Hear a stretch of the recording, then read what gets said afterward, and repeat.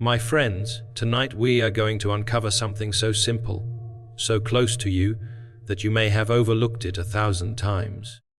You have heard the word telepathy spoken about, as though it were some rare and mystical gift, bestowed upon only a few, some strange psychic ability reserved for those who sit in dimly lit rooms with crystal balls and incense burning.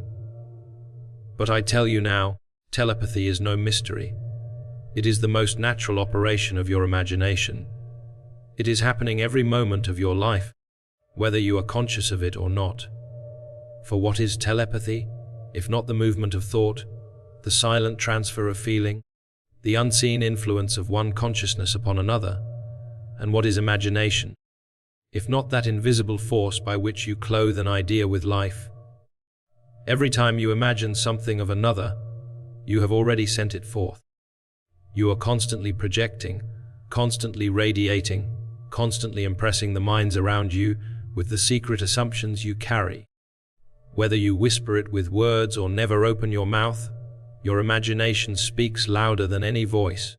Let me remind you of a truth that cannot be denied. Consciousness is the only reality.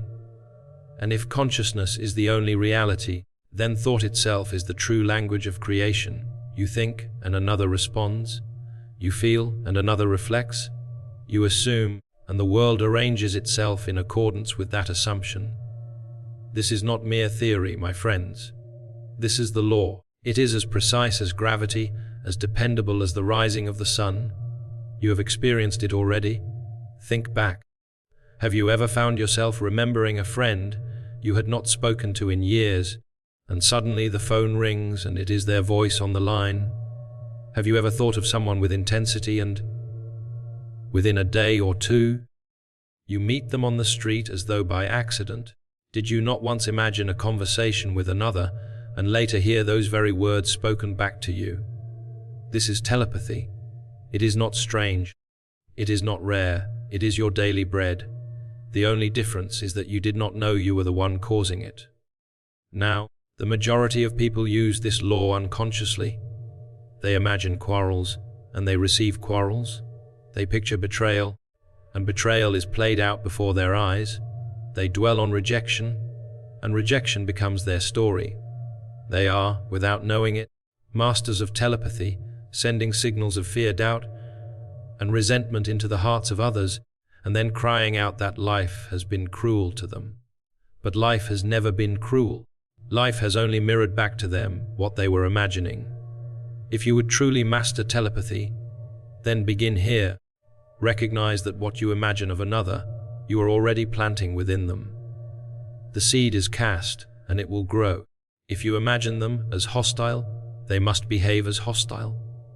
If you imagine them indifferent, they must behave as indifferent. And if you imagine them loving, adoring, receptive, they cannot help but respond in kind. For the other is only yourself pushed out. They are the canvas upon which you paint with the brush of imagination. You may ask, how is it possible? How can a private thought in my head make its way into the mind of another without words, without action, without physical connection? And I tell you, it is because we are not separate beings. There is only one great consciousness, one life, one mind, shared among the seeming many. You and I are individualized aspects of the same infinite imagination. And so, when you assume something of another, you are not pushing against some foreign wall. You are speaking within the same universal self, and the one you imagine must hear it, for they and you are one. Think of it this way: when you dream at night, every character in your dream seems separate, with their own will, their own speech, their own behavior. Yet when you awaken, you know it was all you. You supplied their voices, their actions, their motives. They moved according to your unseen script. This waking life is no different. Others appear separate, but they are actors playing the roles you cast for them in imagination. Telepathy is simply you directing the play with intention, instead of allowing the unconscious fears of yesterday to write the script of tomorrow. When I say imagination is the true telepathy, I mean this: you need no special ritual, no complicated practice, no mysterious symbols. You need only the willingness to assume that what you imagine of another is already real. The moment you do, the thought is sent, the feeling is received, the idea begins to take shape in their mind as if it originated from them. You may not see it instantly, but you will see it. It is the law. Consider how powerful this makes you. If you can imagine feeling that another delights in your presence, they will. If you can imagine that their heart warms at the thought of you, it will. If you can picture them responding to you with kindness, with admiration, with love, then you have already impressed that upon them. They cannot escape it, for consciousness is not bound by distance or by silence. You could be separated by oceans, and still your imaginal act will reach them, for it does not travel through space, it simply is, and they must conform.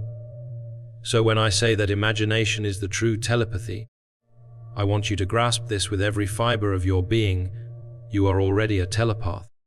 You are already influencing others with the secret conversations you hold, the silent dramas you rehearse, the assumptions you cling to when no one is watching.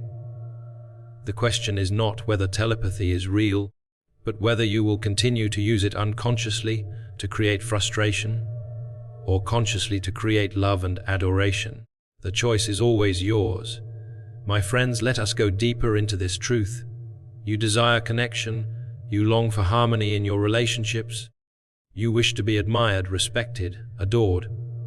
Yet so often the world teaches you to strive for it in all the wrong ways. You are told to beg for attention, to fight for recognition, to change yourself in order to please another. You are told to speak louder, to dress differently, to adopt clever techniques to win approval. But I say to you now, there is no need for such struggle, for the law that governs every relationship is far more simple. It is the law of assumption. When you assume that another already sees you as you wish to be seen, when you accept in imagination that their response is exactly what you desire, you are communicating with them at the deepest level. You are bypassing words and gestures. You are speaking to them in the only language that truly matters, the language of consciousness. So many of us spend our days trying to persuade with arguments, trying to force others into agreement through logic or demand. But have you not noticed how often such efforts fail? You argue with your partner, yet they do not understand. You plead with a friend, yet they do not change. You shout into the world, yet the echo returns empty. Why? Because you are trying to impose upon them outwardly what you have not assumed inwardly. You cannot receive from another what you do not first grant yourself in imagination. The law of assumption states simply that what you accept as true within, you will find expressed without. Therefore, if you want another to adore you, do not attempt to win their affection with desperate effort. Instead, assume they already do. Walk through the world as though their heart is already aligned with yours. Move through your days with the quiet confidence that you are already loved, already admired, already treasured. For the assumption, once accepted, will harden into fact. I tell you, there is no greater communication tool than this. The words you speak may be ignored, the actions you take may be resisted, but the assumption you hold in the silence of your mind cannot be denied. It goes forth and compels the other to play their part in harmony with your inner conviction. Do not be fooled by appearances. If today they seem indifferent, do not despair. Simply persist in your assumption. See them inwardly responding with warmth. Hear them inwardly speaking the words you long to hear. Feel the joy of already having what you desire. If you hold to it faithfully, they must conform. Let me give you an example. Suppose there is someone in your life who seems distant. You try to reach them, but the more you try, the colder they become. Now, most people would respond by trying harder, by sending more messages, by demanding more attention, by pleading for more love. Yet all of this only reveals the assumption of lack, and lack reproduces itself. Instead, withdraw for a moment into the silence of your imagination. Picture this person looking at you with affection. Hear them say, "I am so grateful to have you in my life." Feel the reality of that scene until it becomes more natural than the outer coldness. Assume this is already true, and then drop it. Carry yourself throughout your day as one who is already loved. Do not question when or how it will appear. Simply know that your assumption has already communicated itself, and that the other cannot escape its influence. For what is assumption but faith in action? It is the belief that what is unseen will soon be seen, that what is held within will soon bloom without. When you assume another's adoration, you are not deceiving yourself. You are revealing the truth that consciousness is the only cause. You are recognizing that others are not independent actors, but mirrors of the state you occupy. Now, some may say, "But Neville, is this not manipulation? Am I not forcing another to love me?" To this I say, you force no one. You do not manipulate by assumption, you liberate. For if consciousness is one, then the love you imagine is not imposed from without, it is awakened from within. You are calling forth in them what already exists, in the great storehouse of possibility.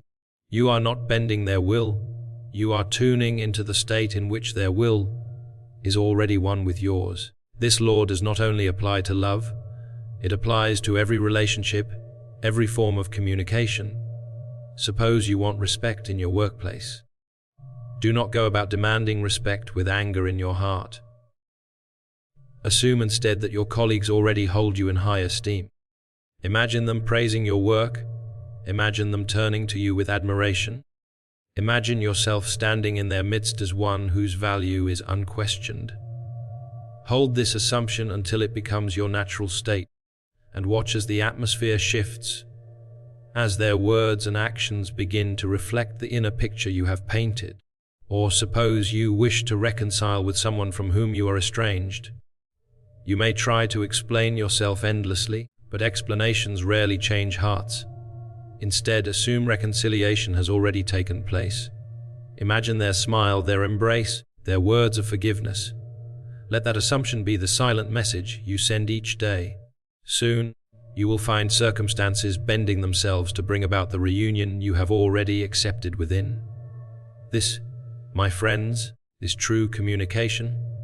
This is the telepathic power of assumption. It is not the loud voice that persuades, but the quiet inner knowing. It is not the desperate plea that wins affection, but the calm assurance of already being adored. And once you grasp this, you will no longer chase love, no longer beg for approval, no longer strive for connection. You will simply assume the end, and the end will manifest.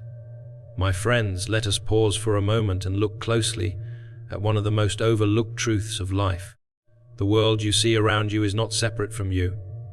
The faces you encounter each day, the voices you hear, the attitudes others display toward you, all of these are but reflections of the state of consciousness you presently occupy. Life, in its entirety, is a mirror, and others, though they appear to act independently, are nothing more than your own inner assumptions objectified. When you truly grasp this, it changes the whole of your experience. No longer will you fall into despair when someone rejects you, for you will understand that their rejection is not a statement about your worth, but only a mirror of the doubt you have entertained within yourself. No longer will you rage at another's indifference, for you will know that their coldness is only the shadow of your own unspoken fear. And no longer will you plead with another to change, for you will realize that to change them, you need only change the image you hold of them in your imagination. Consider a mirror in your home. When you look into it, do you expect the reflection to smile if you frown? Do you expect the reflection to brighten if your own face is downcast? Of course not. You know the mirror cannot reflect anything but what stands before it. And yet in daily life, you look into the mirror of other people and expect to see love while inwardly imagining rejection. You expect to see admiration while secretly assuming indifference. You expect to see kindness while harboring resentment.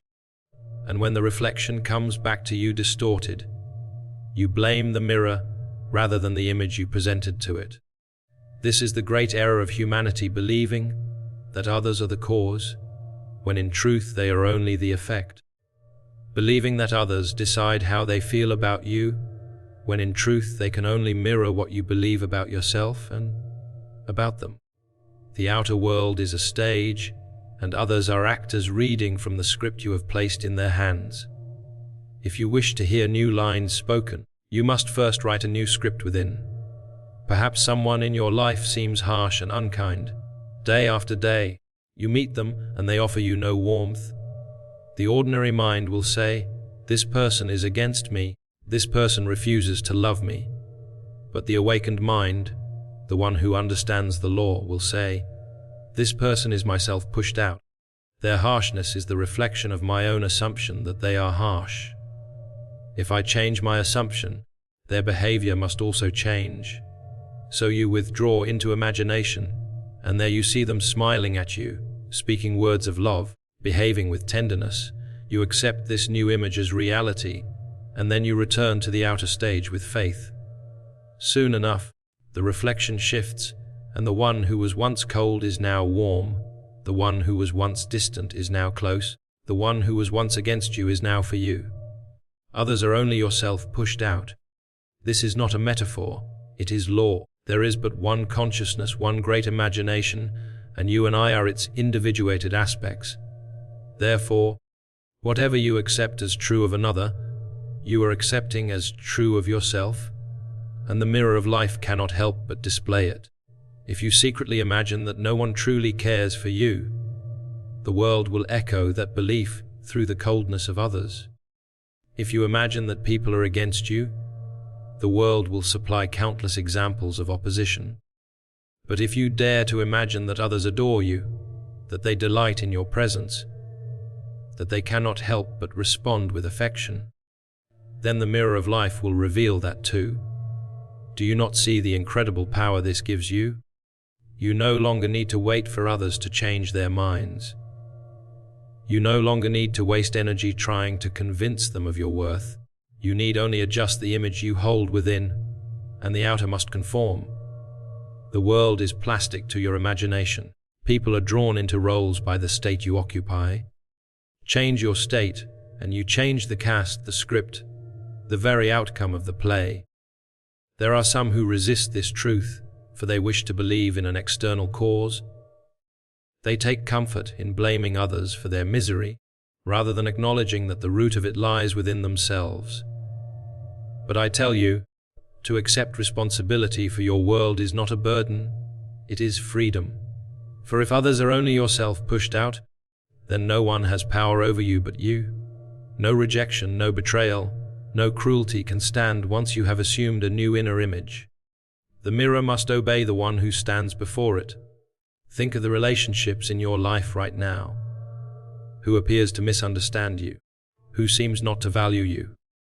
Who resists your affection? Instead of resenting them, recognize them as reflections of your current assumption. Then ask yourself, what am I imagining about this person? What image am I holding? And when you discover it, dare to replace it. Dare to see them as already loving you, already admiring you, already treating you with kindness. This is the true work. This is the inner conversation that transforms the outer. And when you persist in this new assumption, you will find the mirror of life responding in ways that will astonish you. The harsh word will turn into a gentle one. The cold glance will become a smile. The one who once ignored you will now seek your presence. Not because you forced them outwardly, but because you changed the only thing that ever mattered, your assumption. This is the mirror of consciousness. It reflects without fail. It does not argue. It does not delay. It does not discriminate. It simply reflects. And when you know this, you no longer fear what others may think or say, for you know their thoughts and words are only the echo of your own inner state. You no longer chase after love, for you know love begins within. You no longer demand respect, for you know respect is the shadow of your own self-respect.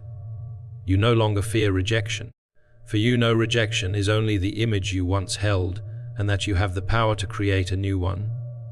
Now, my friends, it is not enough to hear these truths with your intellect alone.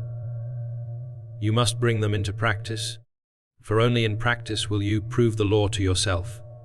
And so tonight let us speak of technique, not complex rituals, not elaborate ceremonies, but the simple, practical use of imagination to communicate telepathically with others, to awaken in them the response you desire, and to walk this world as one who is truly adored.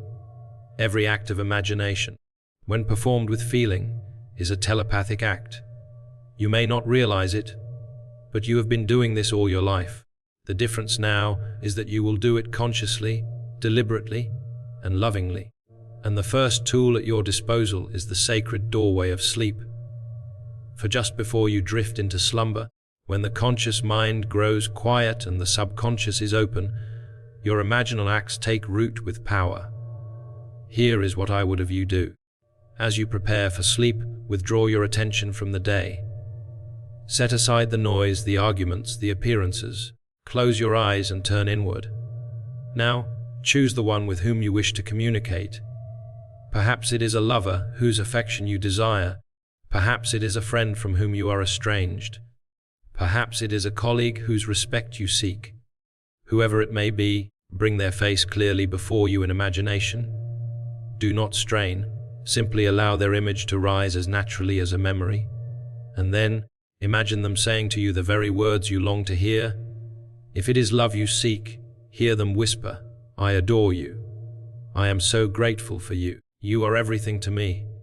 If it is respect, hear them declare, "Your work is brilliant. I admire your strength." If it is reconciliation, hear them say, "I forgive you. I am glad we are together again." Whatever the message, do not merely recite it as though it were empty words. Hear it with the tone of their voice. Feel it as though it were truly happening now. Let the scene be short, simple, and vivid. Now here is the secret. As you hear these words, let the joy of their fulfillment flood you. Feel the warmth of their love as though it were already yours. Feel the relief of reconciliation as though it were already done. Feel the pride of respect as though it were already established. Do not wait for it to come in the future. Experience it now, in this very moment, as the only reality, and then, as you drift into sleep, carry that feeling with you. Fall asleep as the one who is already adored, already admired, already reconciled. For what you take into sleep, you take into the depths of consciousness, and there it is impressed upon the one you have imagined. Some will tell you that telepathy is the sending of thought across space, like a signal transmitted through the air, but I say it is far simpler. You are not sending anything, you are assuming. You are accepting that what you have imagined is already fact. And because consciousness is one, because you and the other are not truly separate, your assumption is felt in them as their own impulse. They awaken to it, and without knowing why, they begin to act, to speak, to respond in harmony with what you have impressed. You need not limit yourself to the moments before sleep. Any time throughout your day, you may pause, turn inward, and hold an imaginary conversation with another. If someone has spoken harshly to you, withdraw for a moment and revise it. Imagine them instead speaking words of kindness. If someone ignores you, see them in your mind's eye turning toward you with affection. If someone resists you, hear them agreeing with joy. These silent imaginal conversations are the true telepathic exchanges, and when persisted in, they must outpicture themselves in the world. Perhaps you wonder, but Neville, how long must I persist? How many times must I repeat the scene? And I answer, persist until it feels natural. Repeat the imaginary act until it no longer feels like a wish, but like a memory. When the scene becomes so real that you can almost forget whether it happened in imagination or in the outer world, then you know it is impressive. From that moment, leave it alone. Walk as though it were already done, and life will bring it forth in its own marvelous way. Some of you may say, but what if I do not see results immediately? Do not be discouraged. Just as a seed does not sprout the moment it is placed in the soil, so too your imaginal act requires time to gestate. But it will grow. The subconscious never forgets what has been impressed upon it. The imaginal act is eternal, and its fulfillment is certain. Do not limit this technique to individuals alone. You may use it for groups, for communities, even for the world at large. Imagine the world itself responding to you with kindness. Imagine humanity adoring you. Imagine doors of opportunity opening before you because people feel drawn to you. Whatever you assume, whatever you accept as true in imagination, must be communicated to all who play their part in your drama. And let me remind you again, this practice is not manipulation. You are not bending the will of another. You are awakening within them the state you have chosen, for all states exist, and you choose the one you will occupy. When you assume that another adores you, you are not forcing them. You are simply selecting the version of them that already exists in the infinite possibilities of consciousness. They step into that role because you have cast them in it, and they cannot help but play their part. So make this a daily practice. Each morning, before you rise from your bed, spend a few moments in the theater of your imagination. Hear the voices you long to hear. Feel the love, the admiration, the respect as though it were already given. Throughout the day, revise any encounter that falls short of your desire. At night, as you drift into sleep, replay the scene of your wish fulfilled until it carries you into a dream. Do this faithfully, and you will prove to yourself that imagination is the one and only telepathic power. For when you master this technique, you will no longer fear rejection, you will no longer chase affection, you will no longer doubt your influence. You will know, with quiet certainty, that the love you imagine is the love you receive, that the admiration you assume is the admiration you awaken, that the harmony you picture is the harmony you experience.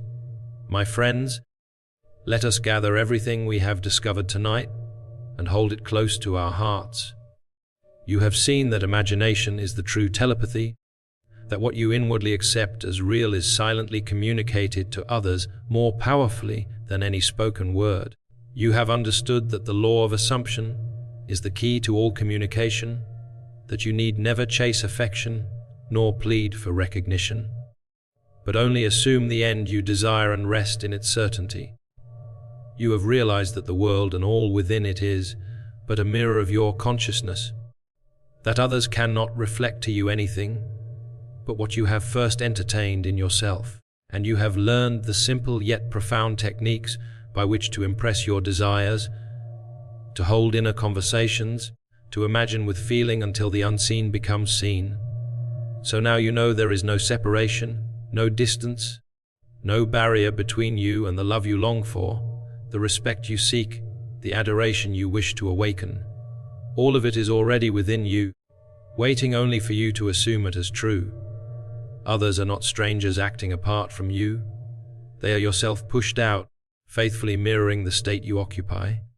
Change your assumption, and you change the reflection. Change your inner conversation, and you change the outer world. Walk, then, as one who knows the secret. Walk as one who understands that every thought is a seed, every assumption a silent command, every imaginal act a living force. Walk as one who is already adored, already respected, already loved beyond measure. And as you do, life will rise to meet you, people will respond with warmth, and the world itself will reshape to mirror the greatness you have assumed within.